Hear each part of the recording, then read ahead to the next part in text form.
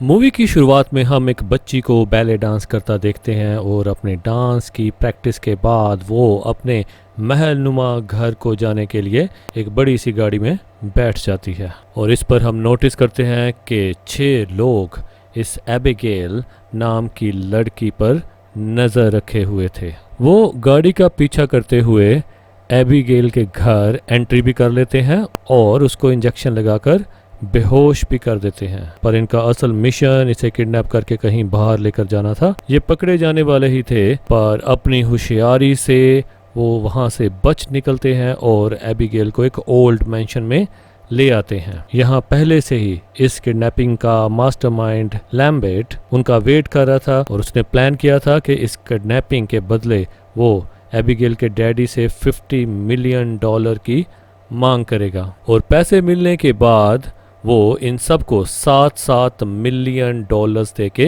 इनके काम के इवज में इनाम दे देगा। और पैसे मिलने तक इन 6 लोगों के ग्रुप ने एबिगेल को इसी मेंशन में बांध के रखना था। यानी किडनैपिंग के बाद एबिगेल की सिक्योरिटी की जिम्मेवारी भी इन्हीं लोगों की थी। और हाँ, लैम्बर्ट यहाँ सभी को कहता है कि यहाँ का एक रूल है कि कोई भी यहाँ पर अपना असली नाम, असली पहचान किसी को भी नहीं बताएगा। सब एक दूसरे को बुलाने के लिए यहाँ नकली नाम यूज करने वाले हैं, जो नाम इन्हें लैम्बर्ट ही देके गया है। लैम्बर्ट इन सब से इनके फोन भी ले चुका था ताकि पुलिस इन्हें ट्रैक ना कर पाए। और जाते जाते के आखिरी इंस्ट्रक्शंस उन्हें ये भी देकर जाता है कि एबिगेल की आंखों पे पट्टी बंधी रहेगी और उसके रूम में जॉय के अलावा कोई भी नहीं जाएगा। उसे नहीं पता चलना चाहिए कि कितने लोगों ने मिलके उसकी किडनैपिंग की। लैम्बर्ट ने इन सब के पूछने के बावजूद भी अभी तक इनको ये नहीं बताया था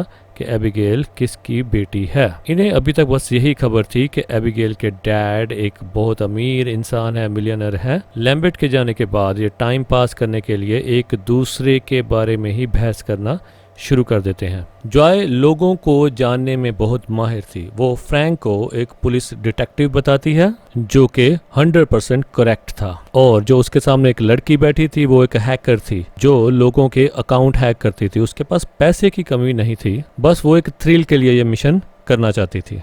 और ये मस्कुलर मैन, तुम्हें अपनी ताकत दिखाने का बहुत शौक है ना, तुम जरूर एक गुंडे हो। और ट्राइवर, तुम्हारे बारे में डिस्कस करने की क्या जरूरत है, तुम अपनी अच्छी टाइमिंग की वजह से हमारे साथ हो। और स्नाइपर, तुम्हारी हरकतों से तो तुम एक मिलिट्री वाले लगते हो। सबके बारे तो उसने एक अच्छा गैस कर लिया था।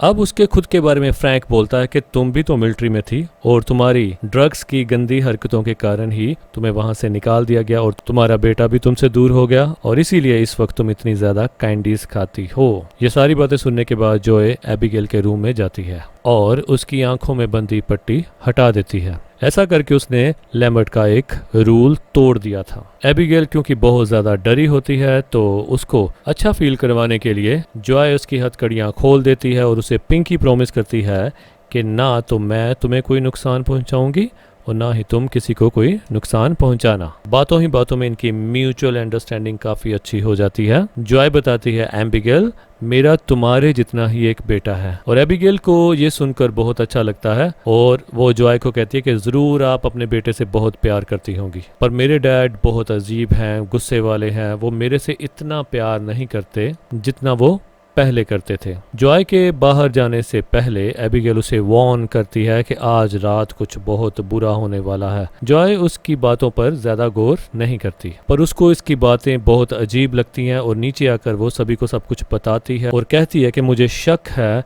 कि इसके डैडी जरूर ही कोई खतरनाक आदमी है। आखिर हमने किडनैपिंग की है, हमें भी तो पता होना चाहिए कि किसकी बेटी को हमने किडनैप कर लिया है। जॉय की बातों में दम था तो फ्रैंक बिना टाइम वेस्ट किए एबिगेल के रूम में जाता है और उसे डरा धमका के उससे उसके डैड का नाम पूछ लेता है। एबिगेल के डैड का नाम सुनकर बॉस स्टिल रह जाता है, जैसे उसको सांप सूंघ गया हो, क्योंकि उसे यकीन नहीं आ रहा था कि उन्होंने एक बहुत बड़े गैंगस्टर की बेटी को किडनैप कर लिया है। ये बात वो सबको बताता है और सब उसी की तरह शॉक रह जाते हैं। फ्रैंक अपना एक्सपीरियंस शेयर करता है कि कैसे उसी के स्टाफ के 3 ऑफिसर्स ने इस गैंग के खिलाफ काम किया था। उसके बाद उन तीनों ऑफिसर्स को लाइफ थ्रेट आना शुरू हो गए, जान से मारने की धमकी आनी शुरू होगी। उनकी सेफ्टी के लिए उनको होटल के सबसे सेफ रूम में रखा गया और रूम के आगे 24/7 सिक्योरिटी थी और रूम के अंदर जाने के सिर्फ 2 ही रास्ते थे,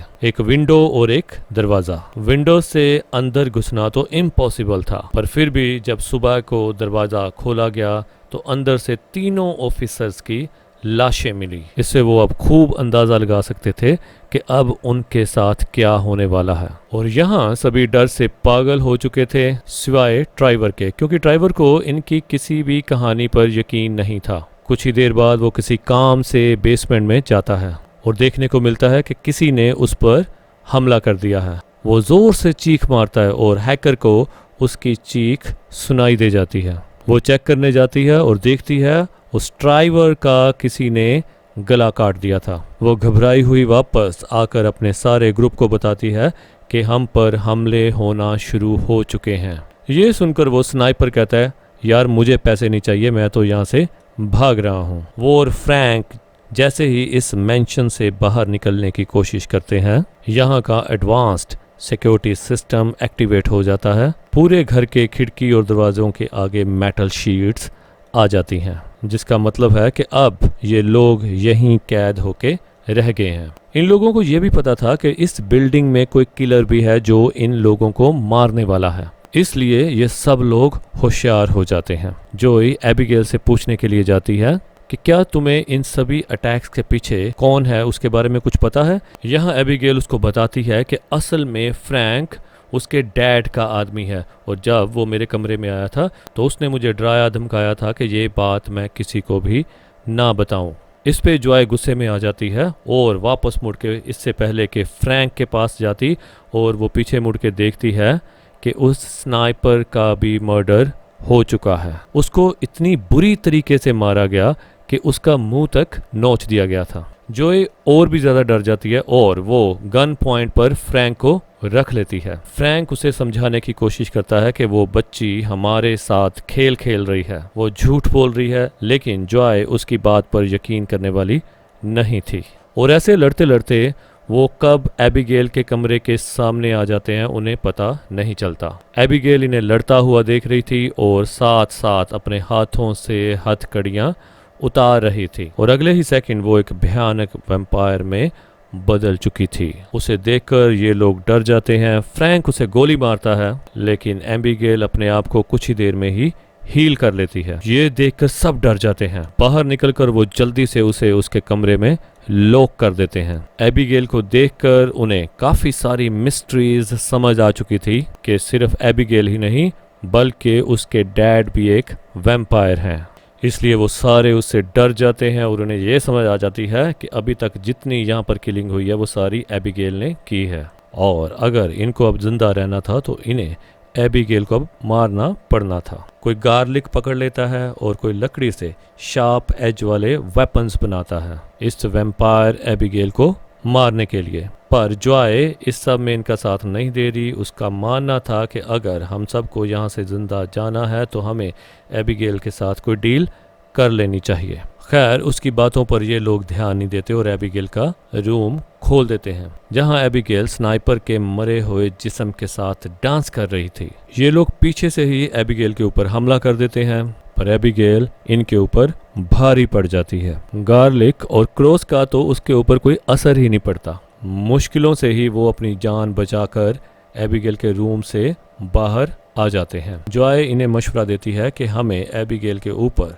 बेहोश करने वाला इंजेक्शन यूज करना चाहिए। पहले भी वो इसी से बेहोश हुई थी। उसका आइडिया सबको पसंद आता है और सभी इसके ऊपर वर्क करना शुरू कर देते हैं, लेकिन एबिगेल का उनके हाथ में आना इतना आसान नहीं था।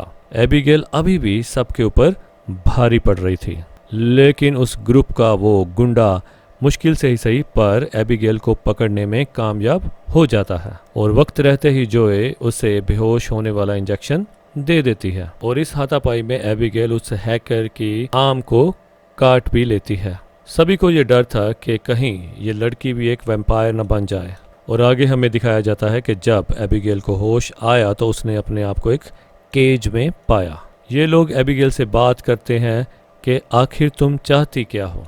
और यहाँ सबसे खतरनाक हकीकत इनको ये पता चलती है कि इन्होंने एबिगेल को नहीं बल्कि एबिगेल ने इनको किडनैप करके यहाँ पर बुलाया है। ये सब एबिगेल की ही प्लानिंग थी और लैम्बर्ट एबिगेल के लिए काम करता था। देखने में चाहे एबिगेल एक छोटी सी बच्ची है, पर वो इस दुनिया में 100 साल से भी ज़्यादा की रह रही है। वो कहती है कि तुम सभी लोग यहाँ पर इसलिए हो क्योंकि तुम लोगों ने किसी न किसी तरीके से कभी ना कभी मेरे डैड को नुकसान पहुँचाया है, जिसमें इस हैकर ने उसके डैडी के अकाउंट को हैक करके उसमें से मिलियंस ऑफ डॉलर्स चुरा लिए थे। फ्रैंक ने उसके डैड के खिलाफ इन्वेस्टिगेशन की थी और जॉय जब मिलिट्री में थी तो उसने ड्रग्स के नशे में उसके डैड का गलत ऑपरेशन कर दिया था, जिससे उसके डैड को बहुत नुकसान हुआ था। उसकी बात सुनकर जॉय उससे कहती है कि मैं अब ये जानती हूँ कि तुम्हारे डैड तुमसे अब प्यार नहीं करते। तुम उनके लिए जो कुछ भी कर लो, जितने भी यत्न कर लो, वो अब तुम्हारी तरफ देखेंगे भी नहीं। इन बातों के बाद ये सब लोग यहाँ से बाहर जाने का डिसाइड करते हैं। यहाँ से बाहर निकलने के लिए उनको यहाँ से बाहर निकलने का रास्ता भी ढूंढना था। रास्ता ढूंढने का काम बाकी सब करते हैं और फ्रैंक को एबिगेल पर नजर रखने का काम दिया जाता है। उनके जाने के बाद एबिगेल फ्रैंक के साथ डील करती है कि तुम मुझे यहाँ से निकाल दो, मैं तुम्हें जिंदा छोड़ दूंगी और बाकी सबको खा जाऊंगी। तो उसकी बातों में इंटरेस्ट दिखा के फ्रैंक एबिगेल से यहाँ से बाहर निकलने का रास्ता भी पूछ लेता है। एबिगेल बताती है कि यहाँ की लाइब्रेरी में एक बुक है जिसको प्रेस करने पर यहाँ के सारे सिक्योरिटी सिस्टम डीएक्टिवेट हो जाएंगे। ये सुनते ही फ्रैंक एबिगेल के साथ हुई अपनी डील तोड़ देता है और अपने बाकी साथियों को यहाँ से निकलने का रास्ता बताने के लिए जाने लगता है, पर उसे धोखा देते हुए गुस्से में एबिगेल वो पिंजरा तोड़कर बाहर आ जाती है और उसके ऊपर हमला कर देती है। वो फ्रैंक को मारने ही वाली थी, पर सही टाइम पर आकर जोए यहाँ की एक विंडो तोड़ देती है और सुबह हो चुकी थी और बाहर से आने वाली तेज लाइट एबिगेल के हाथ को किसी बम की तरह फाड़ देती है। एबिगेल अपने आप को ठीक करने के लिए यहाँ से उठकर एक अंधेरी जगह में चले जाती है और यहाँ पर ये लोग एबिगेल से छूट चुके थे क्योंकि जहाँ पर ये थे वहाँ सनलाइट आ रही थी और वहाँ एबिगेल नहीं जा सकती थी। लेकिन कितना भी वक्त यहाँ रहते, रात तो होनी ही थी। एबिगेल से उनका सामना जरूर होना था और इन लोगों को यहाँ से बाहर निकलने का रास्ता ढूंढना ही था। और ये लोग दो दो के ग्रुप में डिवाइड होकर जब यहाँ से बाहर निकलने का रास्ता ढूंढने लगते हैं, तब एबिगेल उस लड़की का माइंड कंट्रोल करने लग जाती है जिसे उसने काटा था। अपनी पावर से एबिगेल इस लड़की को वैम्पायर बना देती है और सबसे पहले उसको अपने ही साथी को मारने का हुक्म देती है और थोड़ी देर में ही वो अपने पार्टनर को मार देती है और इसके बाद वो जोए पर अटैक करने लगती है। तो तभी जोए एक मिरर के साथ उस पर सनलाइट रिफ्लेक्ट करती है और क्योंकि वो लड़की अब वैम्पायर बन चुकी थी इसलिए वो सनलाइट के उसके ऊपर पड़ते ही एक बॉम्ब की तरह फट जाती है। सभी यहाँ पर मारे जा चुके थे और जो बचे थे वो थे फ्रैंक और जोए। फ्रैंक यहाँ पर लाइब्रेरी में जाता है और एबिगेल की बताई हुई किताब से उसको एक दरवाजा खुलने में मदद मिलती है। वहाँ पर एक कंट्रोल रूम था जहाँ पर इनको लैम्बर्ट बैठा दिखाई दे जाता है। फ्रैंक बिना वक्त ज़ाया किए लैम्बर्ट को शूट कर देता है, पर लैम्बर्ट फटाफट हील हो जाता है, उस पर गोली का असर नहीं होता क्योंकि लैम्बर्ट भी एक वैम्पायर है। वो फ्रैंक को बताता है कि उसे भी 2 साल पहले एक वैम्पायर में बदल दिया गया था और उसके बाद से ही वो एबिगेल के लिए काम कर रहा है। वो हर ऐसे आदमी को एबिगेल के लिए पकड़ के लाता है जिसने एबिगेल के डैड का किसी तरह का नुकसान किया हो, जिसके बाद एबिगेल उन लोगों को मैनिपुलेट करके उनको मार के अपने आप को सेटिस्फाइड करती है। यहाँ लैम्बर्ट भी एबिगेल के लिए नौकरों के साथ काम करते हुए थक चुका था। वो एबिगेल से छुटकारा पाने के लिए फ्रैंक का साथ चाहता था। फ्रैंक का साथ उसे ऐसे चाहिए था कि वो फ्रैंक को बाइट करके एक वैम्पायर में कन्वर्ट करना चाहता था। इसके बाद वो दोनों मिलकर एबिगेल को मारते और फिर एबिगेल के डैड को, जो इस पूरी दुनिया के सबसे बड़े गैंगस्टर बने बैठे थे। इसके बाद वो उसकी हर चीज के मालिक होते। फ्रैंक को उसकी ऑफर अच्छी लगती है और वो उसकी बात मान जाता है। लैम्बर्ट पहले उसे बाइट करता है और उसके बाद उसे अपना खून पिलाकर एक वैम्पायर में बदल देता है। और जब वो वैम्पायर बनता है तो यहाँ एक वेपन के जरिए वो लैम्बर्ट के सीने में सुराख करके उसे मार देता है, जिससे हमें ये बात पता चली कि फ्रैंक के दिल में लालच आ गया था। लैम्बर्ट के प्लान के मुताबिक एबिगेल के फादर की सारी दौलत वो अकेले ही हड़प करना चाहता था। अब फ्रैंक यहाँ फील कर रहा था कि वो वैम्पायर बन के बहुत ज्यादा ताकतवर हो गया है। उसके जिस्म पर जितने भी जख्म थे वो सब के सब खुद ब खुद हील हो चुके हैं। इससे पहले कि वो एबिगेल को मारने के लिए जाता, एबिगेल खुद ब खुद डांस करते हुए उसके पास आ जाती है और इन दोनों के बीच लड़ाई शुरू हो जाती है। और एबिगेल जो पहले सब पर भारी पड़ती थी, अब उसे फ्रैंक से लड़ने से मुश्किल हो रही थी, क्योंकि अब फ्रैंक भी एक वैम्पायर बन चुका था और फ्रैंक उससे बड़ा भी था। दूसरी तरफ हम जॉय को देखते हैं, जिसे ये यकीन था कि अब वो भी जिंदा नहीं बचेगी। वो यहाँ से भागती है आखिरी बार अपने बेटे को कॉल करने के लिए। वो अभी फोन ही कर रही थी कि यहाँ पीछे से फ्रैंक उसके ऊपर हमला कर देता है। वो उसे मारता है, टॉर्चर करता है, लेकिन उसे खाता नहीं। वो जॉय को भी काट लेता है, जिससे हमें लगता है कि वो भी एक वैम्पायर बन चुकी है। और वो जॉय को ऊपर से नीचे फेंक देता है, जिस पर एबिगेल उसको पकड़ लेती है और बचा लेती है।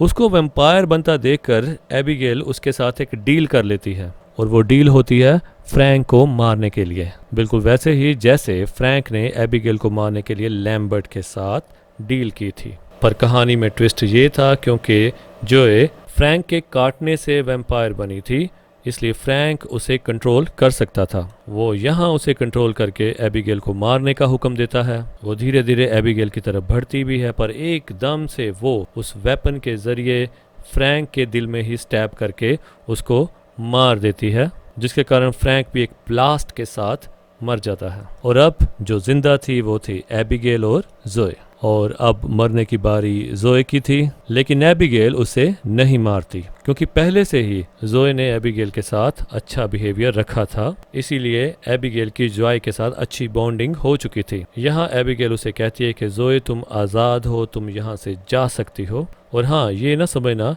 कि तुम वापस जाने पर एक वैम्पायर बनी रहोगी। तुम जिस वैम्पायर के काटने से वैम्पायर बनी थी वो मर गया है, और अब जैसे ही उसके काटने के जख्म तुम्हारे ऊपर से ठीक होंगे, तुम पहले की तरह नॉर्मल इंसान बन जाओगी। जॉय खुश थी, वो यहाँ से बचकर भागने ही वाली थी कि इतने में ही यहाँ एबिगेल के डैड एंट्री कर लेते हैं। उनको तो फ्री में ही अपना डिनर मिल गया था, वो उसे पकड़कर खाने ही वाले थे, लेकिन यहाँ एबिगेल अपने डैड को रोक लेती है और उन्हें कहती है कि डैड आप इन्हें नहीं खाएंगे, क्योंकि इसने मेरी जान बचाई थी। इस समय उसके डैड उसकी बात मान लेते हैं और जॉय से कहते हैं कि 1 सेकंड से पहले यहाँ से बाहर निकल जाओ, इससे पहले कि मेरी नीयत खराब हो। और जॉय भी यहाँ से भाग जाती है और कहानी के लास्ट में हम उसे एक नॉर्मल जिंदगी गुजारते देखते हैं। और इसी के साथ ये कहानी यहाँ ख़त्म हो जाती है।